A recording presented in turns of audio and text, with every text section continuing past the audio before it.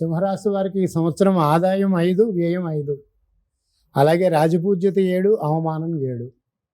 సింహరాశి వారికి కూడా ఏకాదశ స్థానం నుంచి వ్యయ స్థానంలోకి గురుడు వ్యయ స్థానంలో సంచారం చేస్తాడు. అందుచేత సింహరాశి వారికి కూడా ఈ సంవత్సరం శుభమూలకమైనటువంటి ధన వ్యయం, శుభకార్యాలని నిర్వర్తించడం, శుభకార్యాలలో పాల్గొనటం మూలంగా ధనం ఖర్చు అవుతుంది. అయితే ఈ సింహరాశి వాళ్ళకి అష్టమ రాశిలో శని సంచారం జరగటం మూలంగా కొన్ని రకాలైనటువంటి వ్యవహార ప్రతిబంధకాలను ఎదుర్కోవాల్సి వస్తుంది. అయితే అంతిమంగా విజయం వీరిదే. ఈ అష్టమ రాశిలో ఉండేటువంటి శని కొంత ప్రతి విషయాల్లోనూ కూడా నిరాశ నిస్పృహలు చెంది ప్రతి దాని గురించి వేచి చూడవలసినటువంటి సమయం ఉంది వీరికి.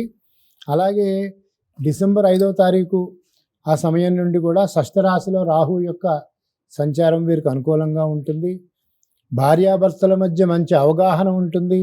శుభమూలక ధన వ్యయం కలుగుతుంది. బంధుమిత్రుల కలయిక, ఆదాయానికి మించినటువంటి ఖర్చులు, గృహంలో మంగళతోరణాలు, శుభకార్యం సిద్ధిస్తుంది. కొంతమటికి పిత్రార్జితమైనటువంటి ఆస్తిని వీరు ఖర్చు చేయవలసి వస్తుంది. విదేశీ ప్రయాణాలు వీరికి కలిసి వస్తాయి. అలాగే ఉద్యోగ వ్యాపారస్తులకు సంవత్సరం అంతా కూడా పరీక్షాకాలం కిందే ఉంటుంది.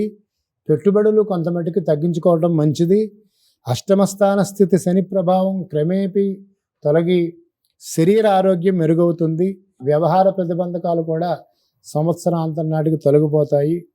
సంవత్సర ద్వితీయార్థంలో రుణాల నుండి వీరికి ఉపశమనం వస్తుంది. ఈ విధంగా సింహరాశి వారికి ఈ సంవత్సరం ఫలితాలు ఉన్నాయి. వీరు పూజించవలసినటువంటి దైవం ఈశ్వరుడు. రుద్రాభిషేకం చేసుకుంటే కనుక ఐశ్వర్యవృద్ధి అవుతుంది. ఆరోగ్య విషయాలు కూడా సంతృప్తికరంగా ఉంటాయి.